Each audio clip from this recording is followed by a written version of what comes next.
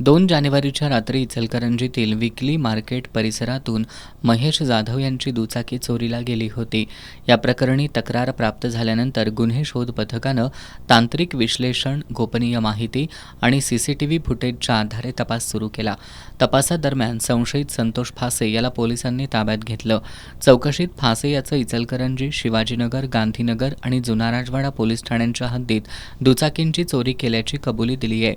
या कारवाईत पोलिसांनी विविध पोलीस ठाण्यांच्या हद्दीतून चोरीला गेलेल्या एकूण 7 मोटरसायकल जप्त करून 1,54,000 रुपयांचा मुद्देमाल हस्तगत केलाय.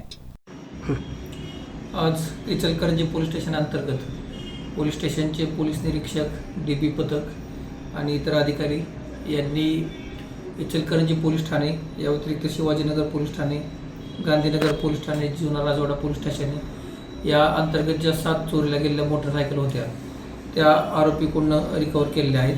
सदर गुन्ह्यातील आरोपी याला ताब्यात घेण्यात आलेला आहे. 7 मोटरसायकल आत्तापर्यंत रिकवर झालेले आहेत. डीबी पथकाने अत्यंत चांगली कामगिरी केली आहे. गोपनीय माहितीच्या आधारे त्यांनी सदर आरोपी संतोष मारुती फासे याला ताब्यात घेऊन त्याच्याकडून 7 चोरीला गेलेल्या मोटरसायकल रिकवर केलेल्या आहेत.